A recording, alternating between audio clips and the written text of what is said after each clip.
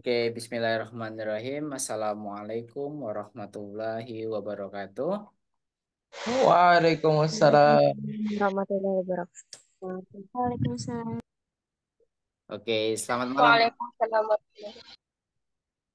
Oke, selamat malam teman-teman dan terima kasih udah mau join di pertemuan kali ini ya di kesempatan yang luar biasa.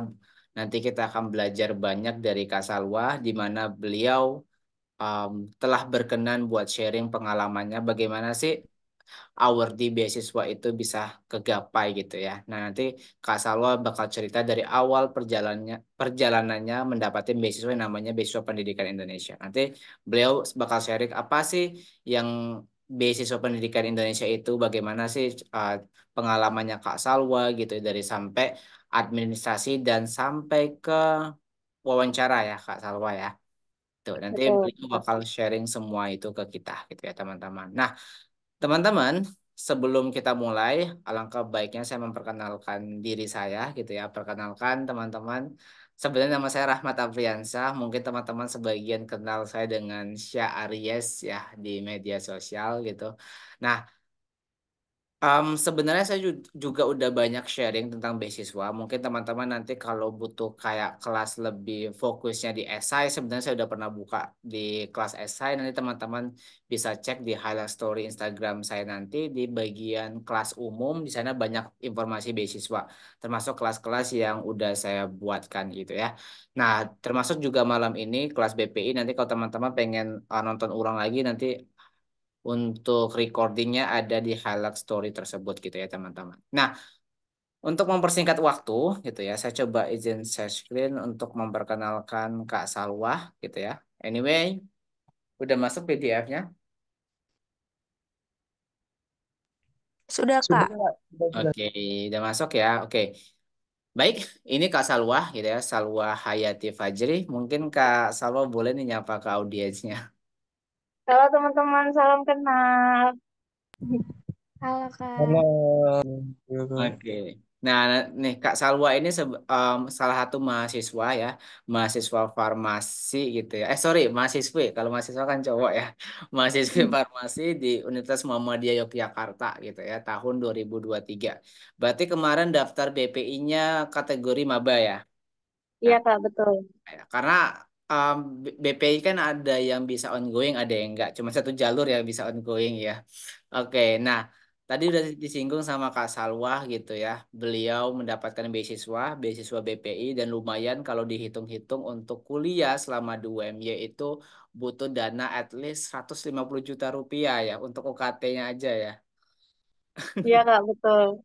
Untuk UKT-nya aja ada 150 juta sampai untuk lulus 4 tahun gitu ya. Belum lagi uang uang bulanan gitu ya, uang bulanan dan uang dan lain-lainnya buku dan uang penelitian dan sebagainya mungkin nyampe nggak ya kira-kira di 200 sampai 300 juta ya. Iya, Kak, 200 sampai 250 kurang lebih. Oke, dari Kayak 250 juta selama 4 tahun ya gitu ya.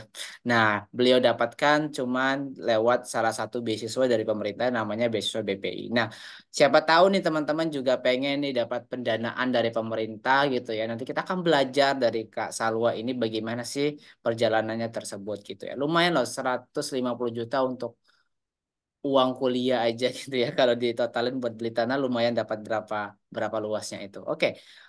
Untuk mempersingkat waktu gitu ya, saya bakal share screen untuk PPT-nya. Oke, PPT-nya. Oke, udah masuk PPT-nya, teman-teman? Udah, Kak. Udah ya. Nah, kalau udah PPT-nya masuk gitu ya, saya kasih waktu dan tempat untuk Kak Salwa dipersilakan. Oke, bismillahirrahmanirrahim. Assalamualaikum warahmatullahi wabarakatuh. Waalaikumsalam. Waalaikumsalam. Waalaikumsalam warahmatullahi wabarakatuh. Oke, sebelumnya saya ucapkan terima kasih kepada Kak Aryan yang sudah memberikan saya kesempatan dan teman-teman sekalian yang sudah berkenan untuk hadir.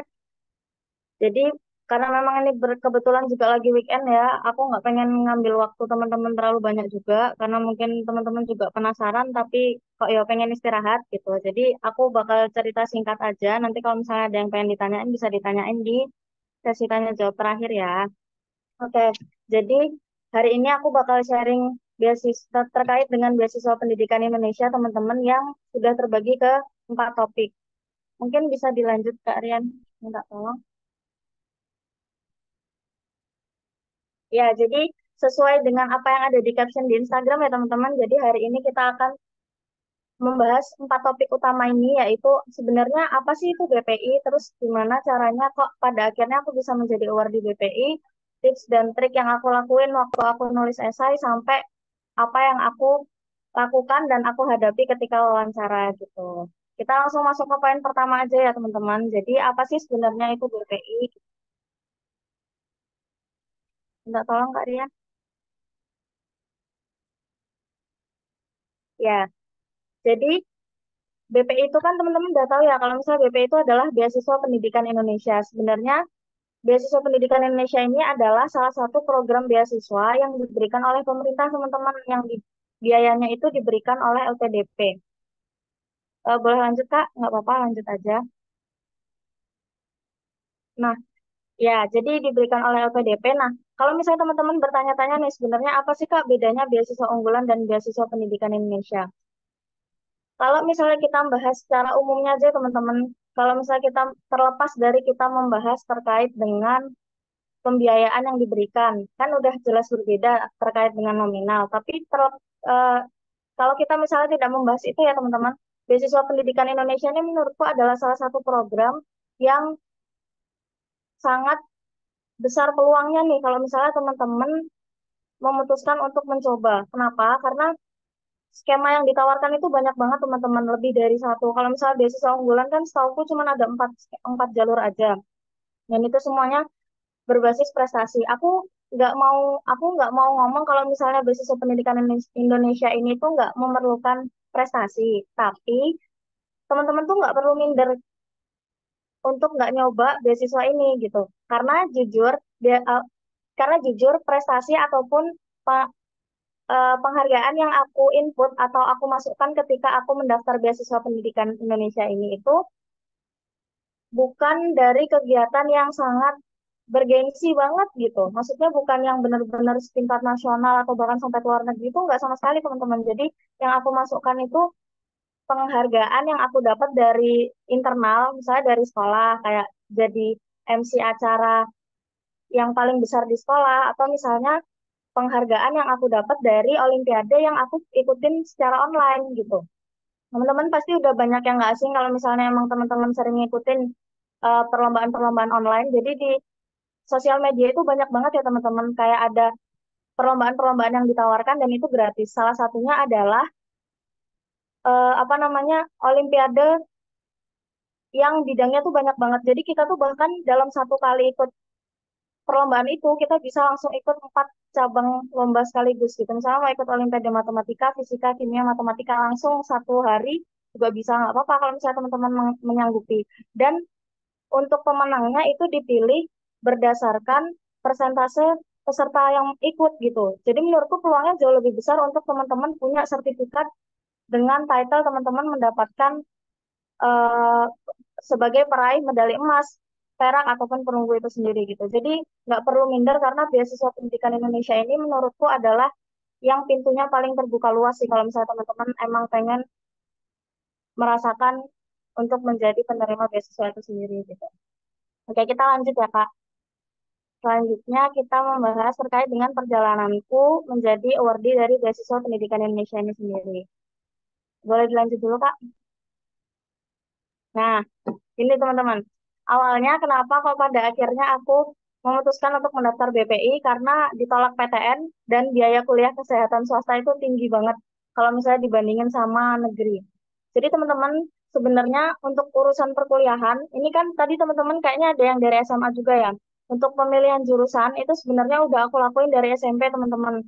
Itu udah lama banget dan aku udah kekeh kalau nggak bidang kesehatan ya bidang pendidikan gitu. Cuman kalau dari bidang pendidikan itu sendiri, diskusi sama keluarga itu masih kayak belum ketemu jalan akhirnya boleh gitu teman-teman. Jadi akhirnya lebih condong izinnya tuh bolehnya ngambil kesehatan nih. Makanya waktu itu aku berjuang keras banget buat bisa dapat kesehatan itu kan teman-teman tahu sendiri ya kalau misalnya persaingan untuk ngambil jurusan bidang kesehatan tuh susah banget, apalagi di PTN. Cuman waktu itu aku nggak nyerah, akhirnya daftarlah aku di swasta, aku diterima tapi reguler.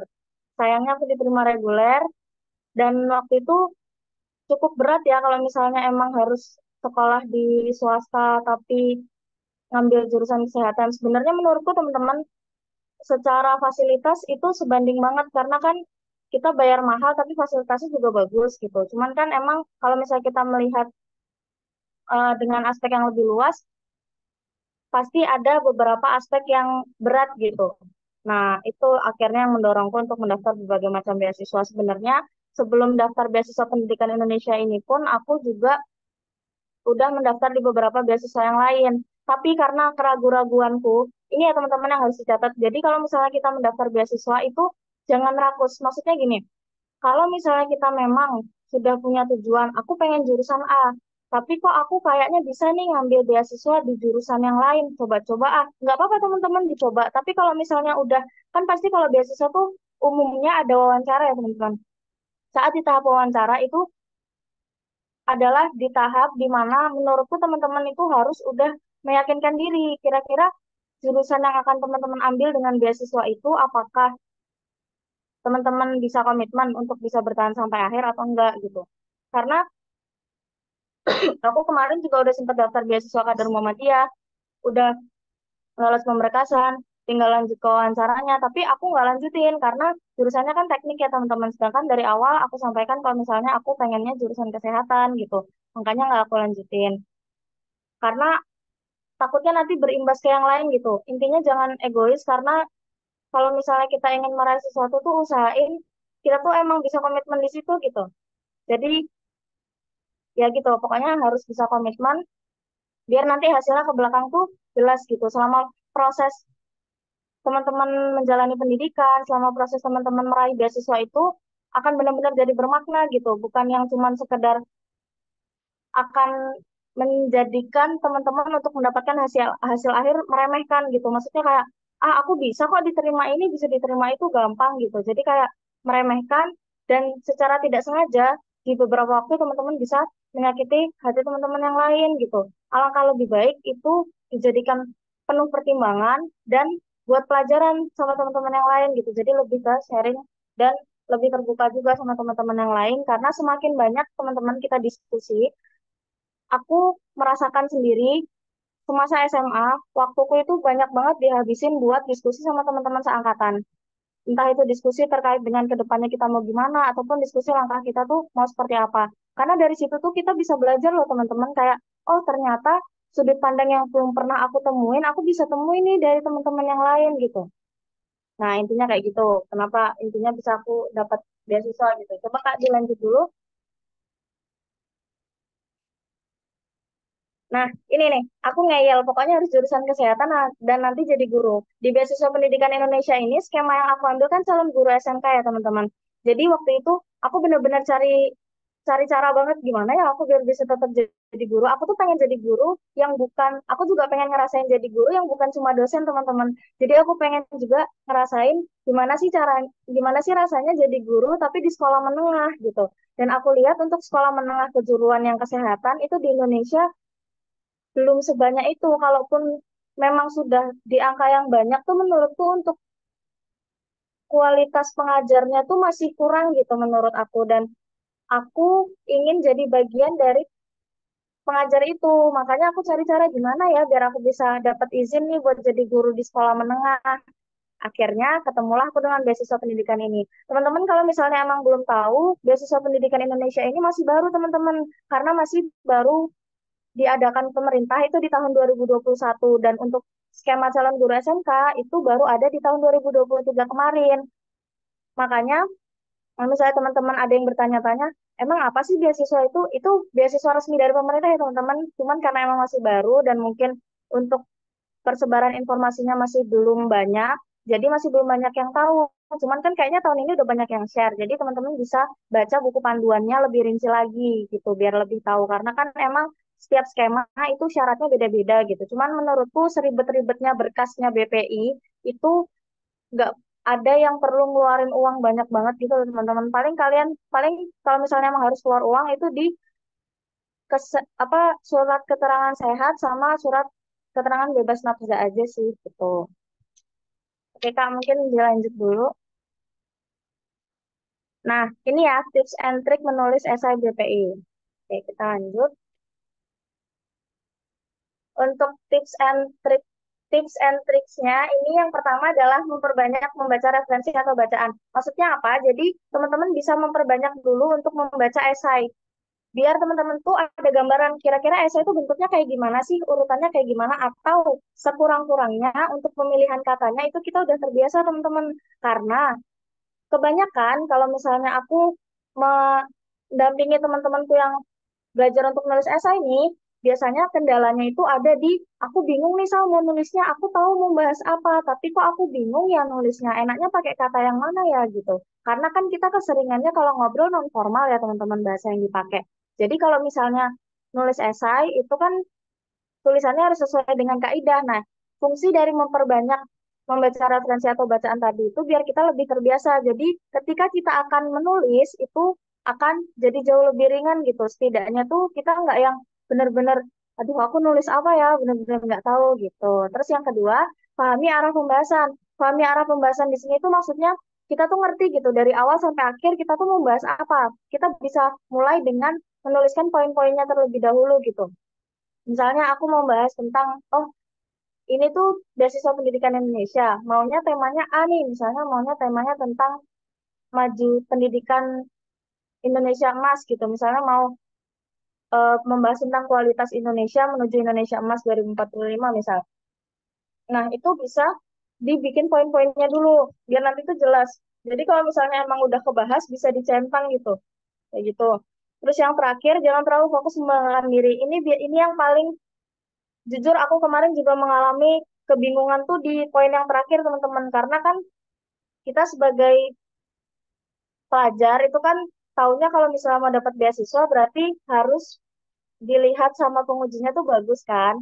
Bukan aku melarang teman-teman untuk menyebutkan pencapaian atau mungkin prestasinya teman-teman tuh enggak, tapi lebih ke arah coba kita belajar untuk mengubah itu menjadi kalimat yang mungkin bisa ke arah cerita gitu kayak kita cerita aja gitu kayak misalnya aku punya kelebihan nih, aku punya pencapaian kemarin aku sempat mengajar di ini. Nah kita ceritain aja kayak misalnya dari kemarin tuh kita sempat dapat kesempatan untuk mengajar ketika diberikan tugas oleh sekolah berupa tugas pengabdian dan dari situ mendapatkan pengalaman berupa A, B, C, D dan segala macam gitu. Itu menurutku membantu banget kalau misalnya kita mau membiasakan diri untuk tetap percaya diri tapi tidak melupakan bahwa ya kita tetap harus rendah diri juga gitu kayak gitu. Nah untuk arah pembahasannya apa aja ini aku udah rangkum di slide selanjutnya ya teman-teman. Nah ini jadi yang pertama kali aku bahas di esai kemarin punya esai yang aku pakai untuk daftar kemarin itu yang pertama aku bahas permasalahan nyata yang berkaitan jadi karena judulku itu kemarin kalau nggak salah berdikari berdikari bersama pengetahuan majukan Indonesia bersama mahasiswa kalau nggak salah judul esaiku kemarin. Nah, di paragraf awal itu aku bahas terkait dengan permasalahan pendidikan di Indonesia. Aku bahas terkait dengan minim minimnya literasi yang menyebabkan terjadinya banyak dampak-dampak negatif yang dirasakan di berbagai aspek. Misalnya kayak ngerasa dari bidang ekonomi nih, kalau misalnya kita berpendidikan, pasti nanti kalau misalnya intinya gini, kalau misalnya kita berpendidikan, pasti akan sangat berpengaruh terkait dengan pola berpikir kita untuk bisa meningkatkan kesejahteraan hidup gitu kan.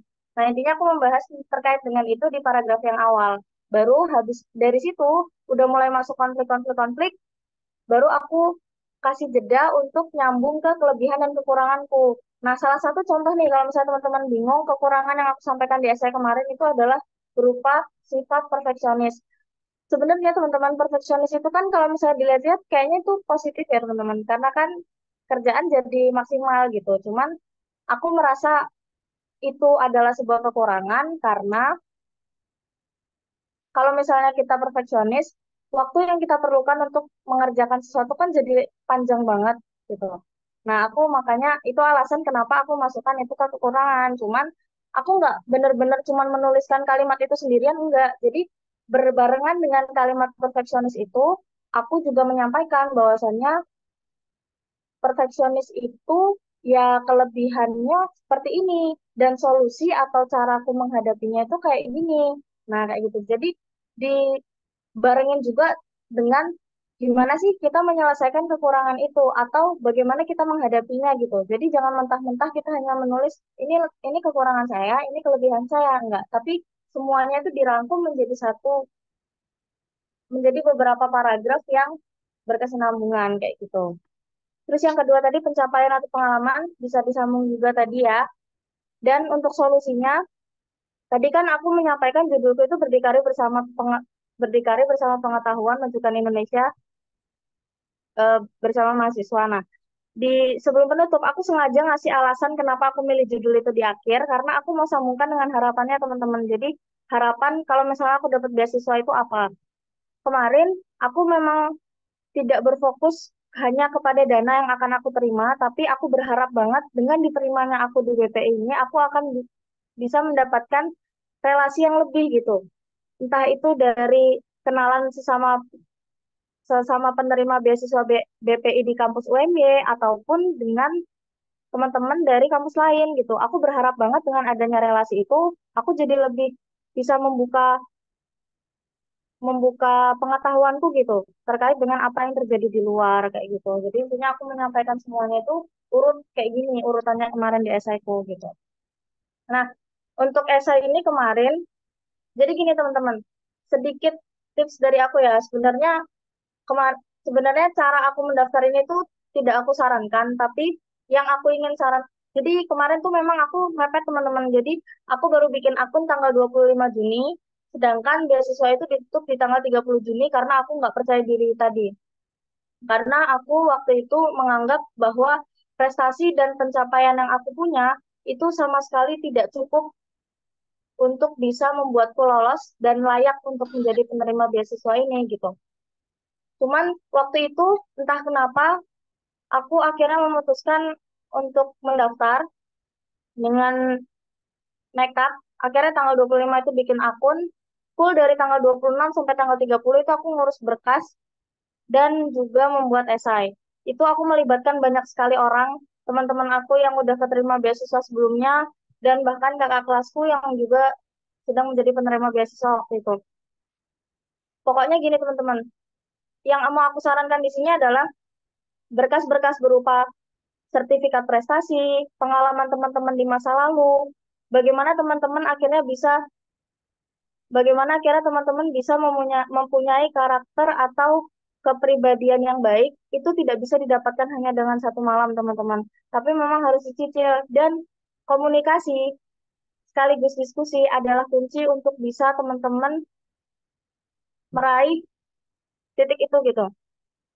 Seseorang nggak bisa teman-teman kalau misalnya tiba-tiba mau gimana ya istilahnya buat jadi sabar, buat jadi bisa toleransi sama orang tuh kan nggak gampang.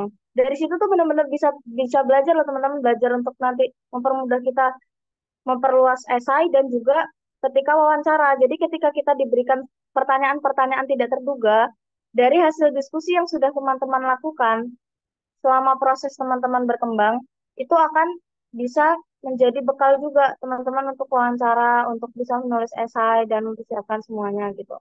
Yang tidak aku sarankan adalah mepet untuk daftar beasiswanya, tapi yang aku sarankan itu adalah perbanyak diskusi dan literasi sama perbanyak diskusi dengan orang sekitar dan literasi di dengan media apapun itu, entah itu media cetak ataupun media online gitu. Nah, termasuk esai ini ya teman-teman. Intinya jangan pernah merasa sendiri kalau misalnya teman-teman emang merasa aku kayaknya punya kenalan yang bisa aku tanyain, minta tolong teman-teman, nggak apa-apa. Nah kan kita manusia, maksudnya kita tuh hidup sosial, jadi nggak masalah kalau misalnya kita mau bertanya. Bukan suatu kesalahan yang besar kok kalau misalnya kita mau bertanya, justru nanti kita akan sesat jalan kalau misalnya nggak mau bertanya. Cuman dalam keadaan kita bertanya itu, usahakan kita tuh udah punya beberapa pengetahuan dasarnya gitu. Biar nggak terlalu memberatkan orang yang akan kita tanya, kayak gitu. Jadi intinya tetap harus ada kesadaran diri sendiri ya teman-teman untuk bisa meraih apa yang teman-teman pengen capai, kayak gitu. Oke, kita lanjut ke yang terakhir terkait dengan pengalaman wawancara. Nah, pengalaman wawancara ini bener-bener jujur aja ya teman-teman, waktu itu aku sampai nangis-nangis persiapannya karena aku tuh pesimisnya emang bisa ya swasta dapat beasiswa gitu. Apalagi kan aku farmasi, biayanya tuh gede banget. Kayak aku takut banget waktu itu teman-teman. Jadi sambil nangis tuh aku sambil buka laptop kayak sebenarnya UM-nya ini apa sih spesialnya sampai aku bisa milih itu karena aku mikir ini pasti nanti bakal ditanyain kenapa aku milihnya UMY nggak perguruan tinggi negeri aja kan lebih murah pasti bakal ditanyain dan bener teman-teman itu keluar waktu aku wawancara untungnya udah persiapan jadi kayak misalnya nih aku waktu itu aku mempersiapkan data terkait dengan farmasi UMY aku tahu pembelajarannya yang dipakai itu metodenya seperti apa, terus habis itu target kelulusannya itu berapa tahun, materinya itu apa aja, pelajaran di blok awal itu apa, itu semuanya aku udah bener-bener aku kuasai ketika aku belum wawancara. Karena ketika wawancara nih teman-teman, aku bener-bener yang ditanyain, loh kenapa kok nggak milih universitas negeri aja kan lebih murah daripada universitas swasta gitu. Waktu itu aku jawab kalau misalnya aku jawab dengan jujur teman-teman kalau misalnya emang aku ketika itu sudah berusaha lewat jalur SNBP, lewat jalur SNBT tapi belum rezeki, belum belum diterima gitu. Sebenarnya berat untuk bisa jujur, tapi ketika itu aku memutuskan untuk jujur aja daripada nanti aku mikirnya daripada aku diteror di belakang gitu kan.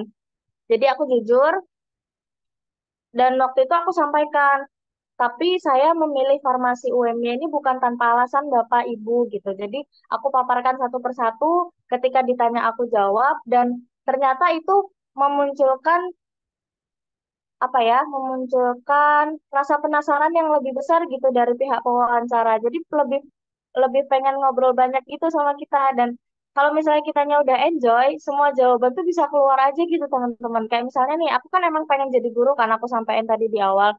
Jadi ya waktu wawancara itu ketika aku ditanya kira-kira gambaran aku ke depannya pengen jadi guru itu gimana, aku bisa nyampein semua gitu dan terkait dengan apa namanya terkait dengan misalnya tantangan-tantangan apa nih dari guru yang udah kamu lihat dari sudut pandang murid dan bagaimana penyelesaiannya tuh aku juga udah tahu karena memang aku udah niat di situ kan.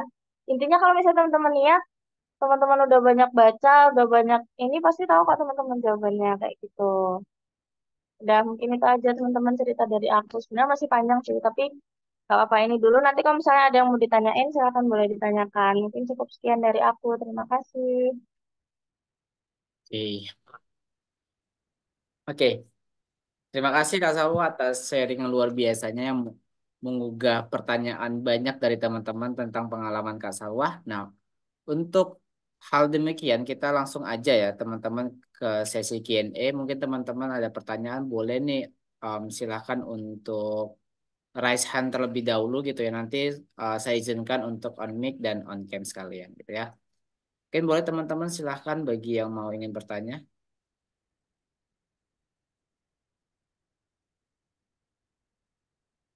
Atau nanti teman-teman juga bisa lewat meeting chat gitu ya. Oke, Kak Salwa nih sambil kita nunggu pertanyaan dari teman-teman dan dari audiens gitu ya. Kak Salwa kemarin waktu wawancara itu ada nggak sih pertanyaan yang paling sulit menurut Kak Salwa yang Kak Salwa sampai sekarang tuh masih kepikiran buat menjawabnya pada saat itu? Ada nggak kira-kira? Masih sih, Kak. Pertanyaannya nih. Kalau misalnya ternyata di akhir S1 ada lembaga atau instansi yang menawarkan kamu untuk beasiswa S2, Heeh. itu kamu akan ambil atau enggak? Gitu. Sedangkan kan ada kewajiban mengabdi selama masa studi ditambah 1 tahun. Itu. Jadi waktu itu aku jawabnya tergantung nanti kalau misalnya harus menyelesaikan kewajiban dulu akan aku selesaikan. Tapi kalau misalnya dari pihak BPI-nya memperbolehkan aku untuk aku menjalani pendidikan S2 dulu demi meningkatkan kualitasku sebagai seorang pendidik, ya aku ambil gitu kemarin jawabnya. Oke, baik. Berarti itu pertanyaannya kemarin itu banyak nggak kira-kira Kak Salwa? Lumayan Kak, soalnya kan di jadwalnya itu per orang 1 jam, tapi aku kemarin dapat hampir kayak 1,5 jam deh aku diwawancara kemarin. 1,5 jam ya, lumayan ya. Soalnya kemarin aku Iya, cuma 45 pengujinya menit. ada 4 Kak. Empat. Iya, Kok banyak ya zaman kali? Kok banyak ya? Soalnya aku kemarin cuma 3 penguji dan cuma empat puluh iya lima menit. pengujinya 4. Oke, dari 4 penguji itu kira-kira pertanyaan apa aja sih yang mereka tanyain deh? Anyway, Ini Kak, dari 4 penguji itu kan beda-beda ya. Ada yang ahli di bidang farmasinya, ada yang dari psikolog, ada yang dari bidang pendidikan. Satu lagi tuh aku lupa dari mana. Cuman yang paling sulit itu yang paling terakhir. Soalnya beliau itu kelihatannya paling, beliau tuh paling diam. Cuman kayak bener-bener inget dari awal tuh aku ngomong apa gitu. hmm. Itu beliau yang paling aku inget gitu. Kalau pertanyaannya tadi sih yang S2 itu yang menurutku paling susah. Oh, I see, I see. Oke, baik. Oke, ini Iya. udah ada Kak Fitri yang raise hand. Bu, silakan Kak Fitri untuk bertanya.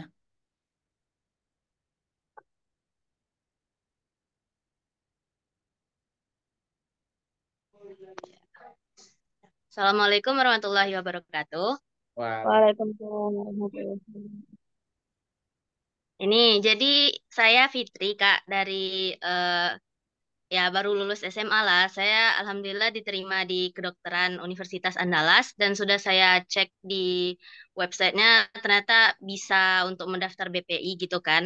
Tapi setelah saya lihat-lihat lagi ternyata ini ya kalau apa kan diwajibkan ada prestasi itu harus juara ya Kak. Harus Kalau juara ke- 1, 2, atau 3. kalau kemarin aku masukinnya antara juara 1, 2, 3 itu. Oh ya. Kayaknya ya. Kalau yang penghargaan baru nggak harus juara setauku. Kan ada kolom penghargaan sendiri kan. Oh, belum dilihat lagi sih. Soalnya saya Iya. baru finalis belum dapat juara gitu. Jadi kayak Oh iya. belum berarti kan. Bisa dimasukkan yang dari kelas 10 kok Kak, nggak harus yang dari kelas 12 gitu. Maksudnya kalau ada prestasi Ya. sepanjang 3 tahun ke belakang. Oh ya. Oke. Kasih Kak. Iya, sama-sama. Oke, terima kasih ya Kak Fitri ya. Jadi memang kalau untuk BP ini ada beberapa jalur dan Kak Salwa kemarin juga jalurnya calon guru SMK ya Kak Salwa ya. Betul Kak. Oke. Nah ini ada pertanyaan dari meeting chat gitu ya. Um, kita coba bacakan ya. Oke, pertama dari Kak Ata Atalah gitu ya. Kak, apakah beasiswa BPI hanya diperuntukkan untuk profesi menjadi guru? Kalau seperti jurusan kedokteran, apakah bisa mendaftar? Nah, tadi barusan ya ada Kak, siapa tadi yang bertanya Kak Fit- terkait dengan Kak Fitri ya. Tadi untuk BP ini sebenarnya tergantung dari jalur yang teman-teman mau ambil. Jadi bisa teman-teman cek langsung di website resmi Kemendikbudristek yang bagian beasiswa pendidikan Indonesia itu nanti ada list prodi dan universitas yang bisa menjadi penerimanya gitu. Jadi nggak harus dari guru SMK aja, ya, teman-teman. Oke, kita lanjut ya. Baik, Perkenalkan, silakan. saya Elisa izin bertanya, apakah apa yang lebih ditekankan kepada mahasiswa dari BPI, Kak? Soalnya ada beberapa beasiswa yang menekankan kepada mahasiswanya untuk aktif berorganisasi. Sedangkan apa yang kita jalani waktu kuliah sedikit banyak berpengaruh di karir masa depan. Tuh. Mungkin Kak Oke, Jauh baik. menjawab. Oke. Jadi kalau beasiswa pendidikan Indonesia, teman-teman, kemarin waktu wawancara, beliau-beliau itu menyampaikan kalau misalnya organisasi itu kebutuhan kita masing-masing. Jadi kalau misalnya pun mau mengambil tidak masalah, tidak mengambil nggak masalah teman-teman. Yang terpenting adalah bagaimana kita bisa memanfaatkan dana yang diberikan itu untuk memaksimalkan pendidikan. Jadi jangan sampai IPK-nya itu turun banget gitu. Kalau bisa ya di atas 3,25 deh kalau misalnya paling rendah gitu, 3,25 ke atas gitu. Nah, kalau misalnya organisasi tadi ya balik lagi ke pribadi masing-masing aja. ikut organisasi itu bukan nggak mungkin kok di masa kuliah, cuman ya tetap harus milih yang mana yang teman-teman butuhkan, karena kan cukup menguras waktu dan tenaga seperti itu. Yang ditekankan cukup di kualitas pendidikan teman-teman kalau menurutku kemarin. Kalau kemarin yang dari beasiswa wawancara. Oke, baik. Kita langsung ya ke Kak Zarfan. Kak Salwa mau nanya nih, jika ada pertanyaan mengapa kami harus menerima Anda, baiknya dijawab apa Kak? Nah, kira-kira kemarin Kak Salwa ada nggak nih pertanyaan waktu wawancara? Ada.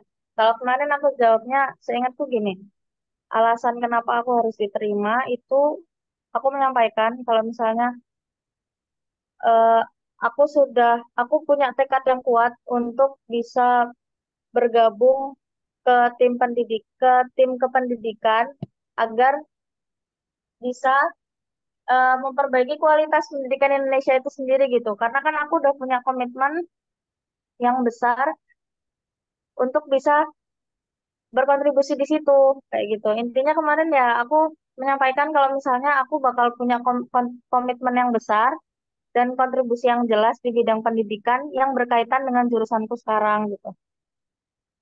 Kemarin itu Oke. sih kalau misalnya bagian yang kenapa harus diterima. Oke, berarti balik lagi ke komitmen di masa depan ya, yang relevan sama Betul, kita ya. Kak. Oke, ini ada pertanyaan lagi Kak Salwa. Izin bertanya Kak, selama SMA saya tidak ada pengalaman organisasi. Prestasi yang saya juga naik turun Kak, walau masih di 10 besar. Apakah bisa saya meminta surat rekomendasi dari guru yang mengajar di kelas Kak? Ataukah harus ke kepala sekolah? Surat rekomendasinya kayaknya nggak ada kolom untuk upload surat rekomendasi ya kalau nggak salah. Kemarin tuh nggak ada. Jadi kayaknya kita upload berkas yang diminta aja gitu. Anyway, tapi ada. Oh, kemarin nggak sampai Kan surat nggak ada nih rekomendasi. Kak. Aku nggak ada surat rekomendasi dari sekolah sama sekali nggak ada. Surat rekomendasi akademisi. Dari kampus doang. Tapi itu cuman kayak surat nggak ada Kak. Cuman rekomendasinya tuh untuk mengikuti jadi peserta ini doang, peserta seleksi beasiswanya aja Hmm. dari kampus kemarin, bukan dari SMA. Dari Oh, karena kamu waktu itu udah masuk kampus ya berarti ya. kan syaratnya harus ada ini Kak, surat keterangan diterima di kampus. Mm-mm. Oke, I see. Mm-mm. Baik ya. Nah, sebenarnya kalau untuk teman-teman yang buat mengejar surat rekomendasi juga sebenarnya dipersilakan kok kalau minta sama guru ataupun kepala sekolah. Nanti lihat tergantung kondisi ya. Kalau kondisi teman-teman belum mulai kuliah, itu lebih baiknya diminta ke sekolahnya kemarin ya saat SMA atau SMK. Tapi kalau udah masuk kuliah, itu diperbolehkan kok minta ke dosennya. Berarti Salwa kemarin minta ke kampus ya, ke dosennya. Iya minta ke admisi kemarin Kak. Oke, berarti udah masuk kuliah berarti ya. Oke, lanjut. Kak, izin bertanya untuk beasiswa BPI ada kelompok beasiswa BIM, wajib kurasi prestasi jika tidak dari Kemendikbud. Nah, jadi untuk BIM bagaimana ya Kak? Berarti tetap harus pakai prestasi. Ya, kalau teman-teman untuk yang jalur BIM itu wajib prestasi ya, di mana sesuai buku panduan itu minimal tingkat nasional dan minimal juga juara 3 ya. Kalau teman-teman yang fokusnya di BIM. Nah, kalau untuk yang jalur lain seperti Kak Salwa itu calon guru itu nggak diwajibkan untuk punya prestasi. Lalu untuk nomor pendaftaran PT itu sesuai dengan nomor registrasi teman-teman ya. Misal kalian lulusnya itu jalur SNBP gitu ya. Nah, itu kan ada tuh nomor pendaftaran SNBP-nya. Nah, teman-teman bisa gunakan itu ya. Oke, kita lanjut lagi. Kak Nafisa. Kalau sertifikat yang kita miliki tidak ada hubungannya dengan prodi kuliahnya itu bisa digunain nggak, Kak Salwa? Nggak apa-apa. Soalnya kemarin aku juga masukinnya nggak relevan sih sebenarnya. Jurusan apa sama jurusanku kan lebih ke kimia matematika gitu ya. Tapi aku masukinnya yang lain, fisika Oh, gitu. Aku masukin. Nggak apa-apa kok teman-teman dimasukin aja. oh nggak apa-apa ya. Berdasarkan pengalaman Kak Salwa sendiri juga bisa lolos kok gitu. Oke, kita lanjut. Farhan, Assalamualaikum Kak. Waalaikumsalam. Izin bertanya kan untuk program BPI ini ada program Beasiswa Indonesia Maju. Salah satu persyaratannya adalah memiliki surat rekomendasi calon penerima beasiswa dari puskesmas itu. Hmm, aku nggak tahu nih ya. Halo Farhan, anyway, boleh on mic. Surat rekomendasi dari Puspresnas itu maksudnya gimana ya? Soalnya aku baca buku panduan juga tidak ada surat rekomendasi dari Puspresnas. Kan di poin Assalamualaikum Kak. Ya, Waalaikumsalam. Ini di poin pertama di poin pertama buku panduan persyaratan beasiswa Indonesia Maju itu memiliki surat rekomendasi calon penerima beasiswa bergelar D4 atau S1 beasiswa Indonesia Maju dari Puspresnas bagi peserta BIM program persiapan. Oh, itu. Itu Itu. maksudnya Hmm. untuk program persiapan doang atau untuk semuanya, Kak? Nah, kalau program persiapan itu kan jalurnya berbeda ya. Karena di sini kan dia yang jalur bergelar. Soalnya kalau persiapan itu biasanya nanti setelah yang BIM bergelar ini deh. Kamu baca buku panduan yang BIM persiapan ya anyway ya. Enggak, baca yang bergelar ini, Kak. Kan D4 atau S1 beasiswa Indonesia Maju memiliki surat rekomendasi calon. Iya, Kak, yang baca yang bergelar di halaman itu, di halaman 16. Di halaman 16. Oke, saya coba Ya. buka buku panduannya juga ya. Ya. Oke, bentar ya teman-teman ya. Untuk make sure.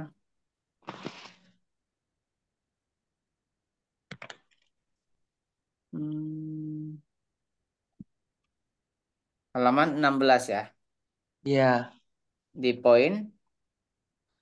di poin 5 yang A. Kan poin 5 kan D4 atau satu beasiswa Indonesia Maju. Yang poin A.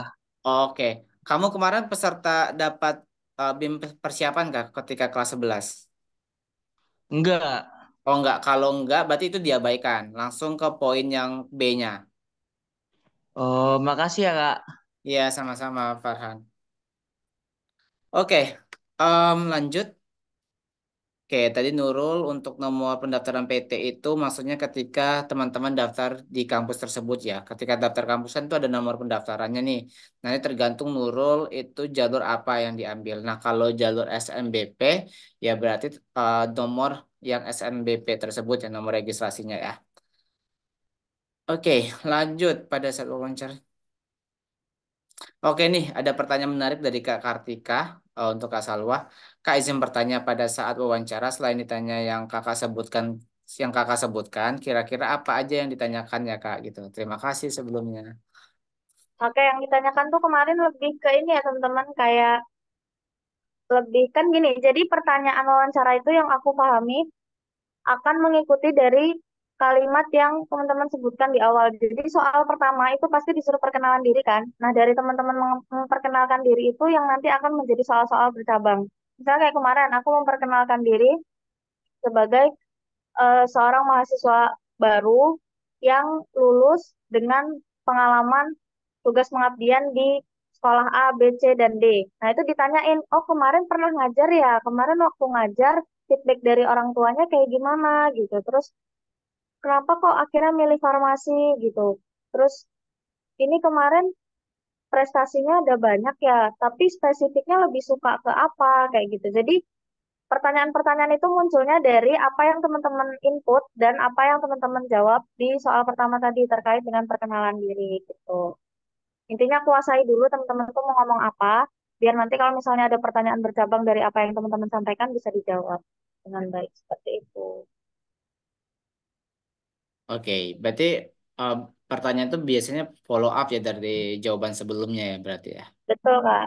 Betul sekali. Oke, good. Untuk ke arah Malia, Kak izin bertanya untuk beasiswa BP ini maba boleh ikut. Kalau untuk BPI malah lebih banyak fokusnya untuk maba ya, karena untuk yang ongoing itu cuma di calon guru SMK ya. Nah nanti teman-teman kalau yang juga ongoing maksimal semester 3 juga nanti daftar yang namanya beasiswa unggulan gitu ya Kak Rahmalia. Oke, lanjut ke Kak Adesti. Kak izin bertanya untuk guru untuk beasiswa S2. Di sini untuk Dapodek 0 jam jadi nggak dapat sertifikasi. Nah, terkait biaya yang diceritakan dari BP itu boleh diceritakan, Mbak. Soalnya oh ada simpang siur. Ada yang mengatakan 4 juta per bulan, sementara tadi kalau nggak salah dikatakan 4 juta untuk 3 tahun. Oke, ini buat verifikasi ya, buat klarifikasi aja. Jadi kalau yang S2 dan S3 itu di angka 4 sampai 5 juta. Namun itu tergantung nanti dari wilayah. Nah, kalau untuk yang S1 gitu ya, udah naik setahu aku itu 2 juta per bulan. Kalau kemarin masih dapatnya 1, berapa sih Salwa per bulannya? 1,2 Kak. 1,2, makanya dikali 3 bulan itu ya yang kamu dapat kata-kata tadi 4, Berarti 4,2 3 bulan. oke. Gitu ya Kak Andesti, setahu aku kalau yang S2 dan S3 itu diangkat 3 sampai 4 juta gitu ya per bulannya. Nah, memang kalau untuk S2 lumayan gede daripada S1 ya, karena S1 sendiri kalau baru naik kemarin itu di angka 2 juta rupiah. 2 juta, 1,7 sampai 2 juta rupiah gitu ya. Oke, kita lanjut. Em, Kak, mohon izin bertanya, kalau untuk surat diterima perguruan tinggi itu harus minta atau pakai keterangannya pas diterima perguruan tinggi di awal. Oke, teman-teman bisa menggunakan surat keterangan pas diterima ya di awal ya. Kayak kalian lolos SMBP ya pakai hasil screenshotannya juga boleh kok, nggak apa-apa gitu. Yang penting ada data teman-teman lengkap. Kalau surat tugas itu buat yang udah kerja ya, Kak Nurul. Oke, ini ada pertanyaan nih dari Kak Anida. Kak izin bertanya, jarak antara pengumuman seleksi awal sampai ke wawancara berapa hari ya Kak? Gitu. Nah, kalau salah kemarin berapa lama deh? Sebulan deh kalau nggak salah. Sebulan, ada Sebulan ya? sebulanan lebih. Mm-mm. Oke, lumayan lama ya, 1 bulan ya. Em,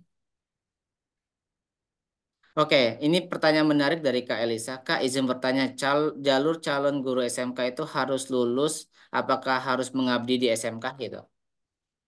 Ya, jadi kemarin waktu wawancara itu sempat ditanyain ya kalau misalnya setelah nanti lulus S1 itu udah ada gambaran belum mau ngajar di mana gitu. Tapi kalau misalnya kita perhatiin surat pernyataan, jadi kan nanti harus tanda tangan surat pernyataan di atas materai ya teman-teman. Nah, di surat itu dikatakan kok kalau misalnya kita memang wajib mengabdi di SMK itu selama masa studi ditambah 1 tahun gitu. Oke, berarti wajib ya sesuai dengan ini ya surat kontrak ya berarti ya Salwa ya. Betul Kak, betul sekali. Oke, teman-teman yang lain ada yang ingin bertanya lagi ke Kak Salwa terkait pengalaman beliau menjadi award di BPI? Halo, teman-teman yang lain?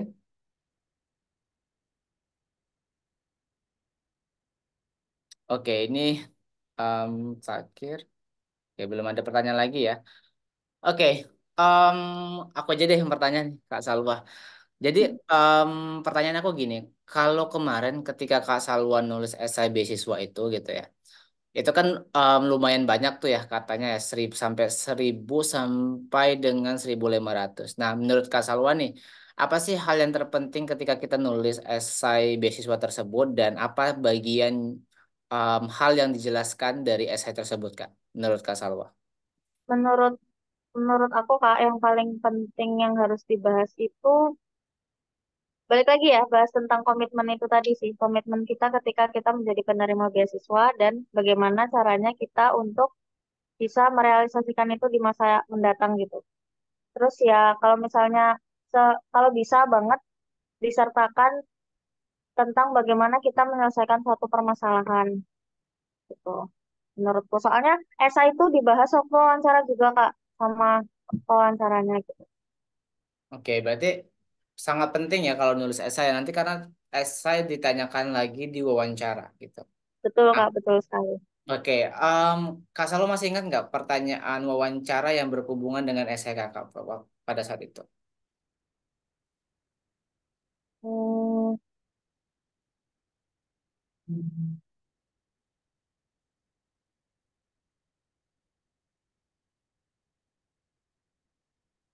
ini sih Kak, aku kan waktu itu di SMA tuh nyebutin kalau misalnya aku itu aku itu besar di lingkungan minoritas Hmm. dan itu dibahas, disinggung waktu itu kayak gimana caranya kok aku sampai sekarang tuh masih bisa bertahan bertahan menggunakan jilbab. Padahal aku sudah sempat singgung kalau misalnya di lingkungan minoritas itu aku sempat kesulitan untuk bertahan gitu. Itu sempat ditanyain juga sih kemarin. Oh, oke, oke. Selain itu, ada lagi nggak berkaitan dengan mungkin rencana masa depan gitu, Kak?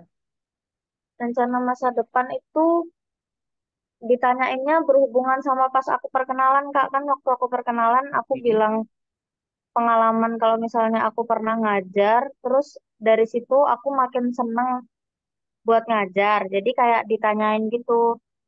Jadi ntar ke depannya masih bakal mau nggak ngajar. Soalnya kan banyak banget ya Kak sekarang yang ngambil program studi pendidikan, tapi ketika lulus tidak melanjutkan karir di bidang pendidikan gitu. Jadi kayak ditanyain lebih ke arah beneran nggak pengen jadi guru gitu. Terus nanti kira-kira bakal goyah nggak pengen bangun apotek sendiri kayak gitu. Gitu-gitu sih Kak kemarin pertanyaannya. Oke, pada saat itu Kak Salwa menjawabnya gimana nih buat meyakinkan mereka? Kemarin sih kalau buat meyakinkan, kemarin kan juga sempat ditanyain terus profesinya gimana gitu. Terus waktu itu sih aku jawabnya tergantung dari Bapak dan Ibu sekalian gitu. Kalau dari saya, menurut saya ketika seseorang itu bisa mendapatkan kesempatan menjalani pendidikan lebih, maka kualitas dirinya akan jauh lebih baik Bapak dan Ibu gitu. Tapi tidak harus gimana ya intinya waktu aku ngomong sih kalau misalnya aku lebih milih buat jadi gurunya gitu. Untuk masalah apotek tuh nanti ya belakangan gitu. Nanti pasti ada rezekinya lagi kalau emang bisa bangun gitu. Tapi kalau enggak ya lebih pengen jadi gurunya kayak gitu. Oke, baik. Berarti lebih ke komitmen ya tentang jadi guru ya. Selalu Mm-mm. saya ingin selalu jadi guru karena relate dengan jalur yang diambil yaitu adalah calon guru SMK gitu. Oke, baik. Teman-teman yang lain, apakah masih ada pertanyaan, teman-teman? Oke, ini dari Farhan.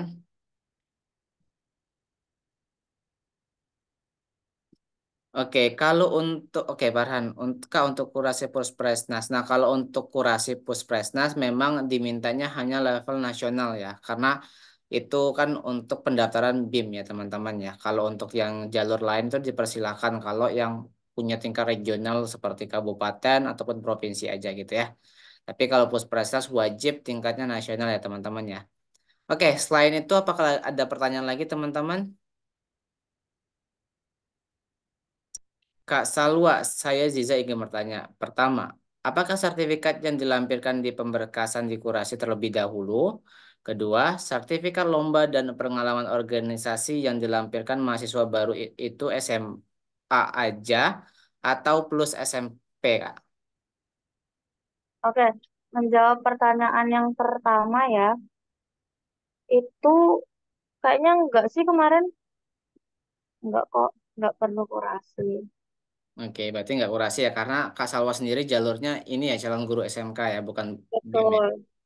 Oke, Terus berarti yang kedua, sertifikat lomba dan gini, yang jadi kan ada dua ya teman-teman, ada bagian penghargaan dan prestasi. Kalau prestasi itu wajib nyertain sertifikat dan itu harus juara satu, dua, atau tiga.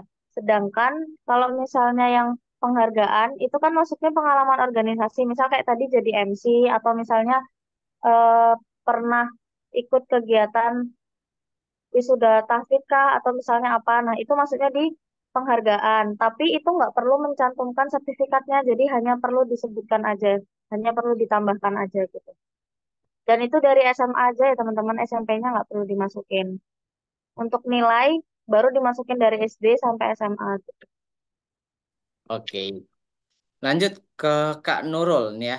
Jika mendaftar beasiswa calon guru SMK, apakah wajib untuk seterusnya tetap mengajar atau bisa mencoba pekerjaan lainnya? Gitu. Menurut Kak, Kewajiban mengajarnya 5 tahun gitu. Kewajiban untuk mengajarnya hanya 5 tahun. Jadi masa studi ditambah satu tadi, untuk selebihnya kayaknya udah bebas kita mau ngambil ke arah mana gitu. oke, berarti clear ya. Gitu. Berarti teman-teman kalau ngambil calon guru SMK itu cuman wajibnya 5 tahun pertama. After that, setelah itu teman-teman boleh nih mau lanjut jadi guru atau nyari pekerjaan yang lain ya. Betul, Kak. Oke, siap. Lanjut. Kak Nabila, izin bertanya kalau untuk sertifikat kemampuan bahasa internasional bagi pendaftar S1 wajib atau enggak? Nah, Kak Salwa kemarin pakai enggak nih sertifikat bahasa internasional seperti TOEFL atau IELTS dan lain-lain sebagainya? Kemarin aku masukin, tapi bukan yang TOEFL, tapi yang bawahnya TOEFL aku lupa namanya apa. Tapi yang bawahnya Kak, yang maksudnya yang masih buat latihan Oh, apa? prediction. Ya, itu. Aku cuma masukin itu teman-teman, nggak Oke. masukin yang lain. Oke, nggak apa-apa ya kalau prediction ya karena juga memang nggak wajib kalau untuk yang dalam negeri. Tapi kalau untuk yang luar negeri wajib, baru wajib yang bertaraf internasional ya seperti TOEFL, ATS atau IELTS gitu ya yang wajib dan dia tidak boleh prediction. Oke, izin bertanya Kak, yang dimaksud 5 tahun pertama dihitung sejak lulus kuliah Kak atau bagaimana? Sejak lulus kuliah ya teman-teman. Oke, berarti sejak lulus kuliah Oh, langsung jadi guru. Nah, di sana dihitung ya 5 tahun ya. betul Kak. Oke, 5 tahun. Oke, menarik ya. 5 tahun lumayan lama soalnya. Iya, Tapi sebanding dengan apa yang dikasih oleh pemerintah ya. betul eh, Kak, betul sekali. Total ratusan juta rupiah lumayan juga loh.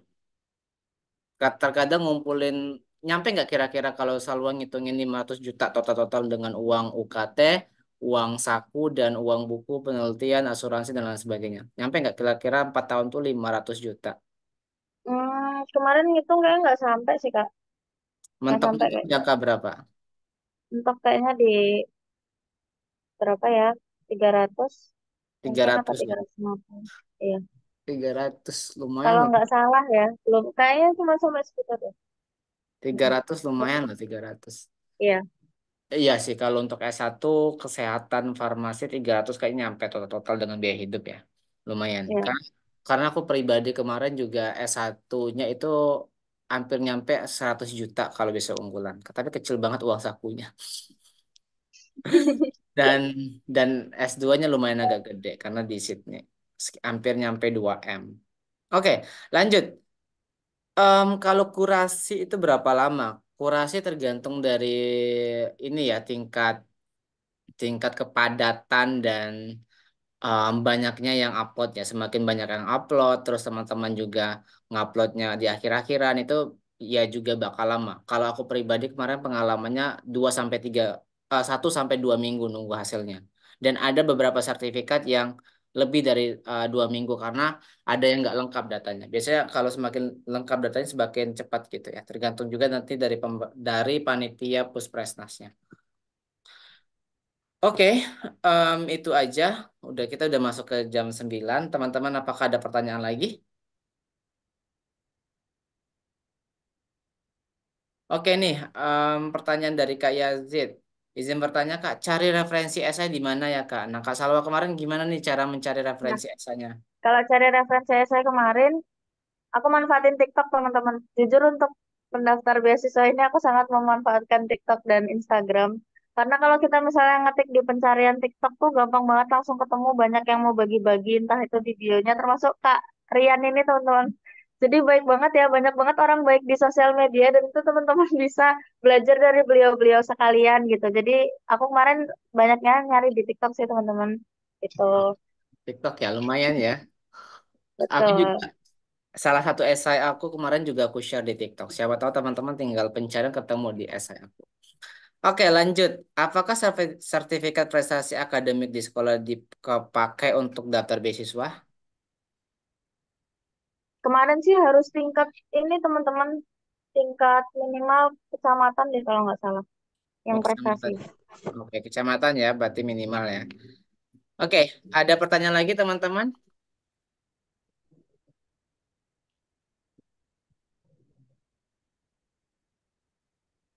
Oke. Oke, Kak Nurul, sekali lagi nih. Em,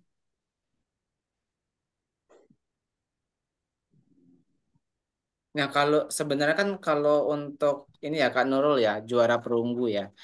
Kalau perunggu itu kan setara sama juara 3 ya setahu aku. Kalau emas setara juara 1 dan perak itu setara juara 2 gitu. Nanti tuh ada kok di bagian untuk upload prestasinya itu ada kok. Untuk yang list juara berapanya. Nanti dijelaskan kok kayak gold atau emas itu setara juara satu gitu, perak setara juara dua, kalau kalau perunggu setara juara tiga gitu ya. Itu ya Kak Nurul ya. Oke, teman-teman yang lain apakah masih ada pertanyaan?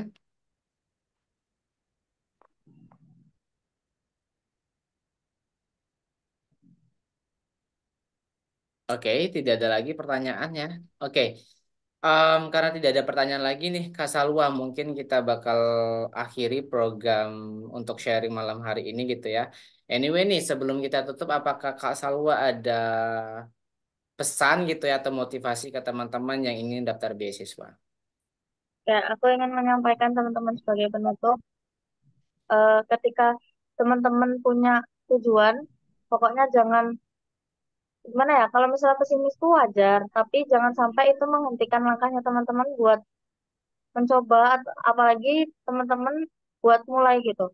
Dimulai dulu aja, entah entah perkara nanti di belakang hasilnya kayak gimana, ya diserahin sama Allah gitu. Yang penting kan teman-teman udah berusaha semaksimal mungkin. Karena kita nggak pernah tahu teman-teman rezeki kita itu dalam bentuk apa gitu. Bahkan bisa jadi rezeki kita adalah bukan sesuatu yang kita sukai gitu. Kayak di surat Al-Baqarah ayat 216. Oke, Begitu. siap. Berarti yang penting tetap terus mencoba ya Kak Salwa untuk. Ya, jangan pernah menyerah, jangan terlalu pesimis, dicoba dulu aja. Oke, sekali lagi saya ucapkan terima kasih ke Kak Salwa buat sharingnya pada kesempatan malam ini. Dan terima kasih juga ke teman-teman yang lain udah hadir dari awal hingga akhir gitu ya. Nah, untuk hal tersebut gitu ya, saya akhiri gitu ya teman-teman. Wabillahi taufiq walhidayah, walido wa inayah, wassalamualaikum warahmatullahi wabarakatuh. Waalaikumsalam warahmatullahi wabarakatuh. Waalaikumsalam warahmatullahi wabarakatuh. Terima kasih, Terima Kak. kasih banyak teman-teman. Terima kasih banyak Kak. Hmm.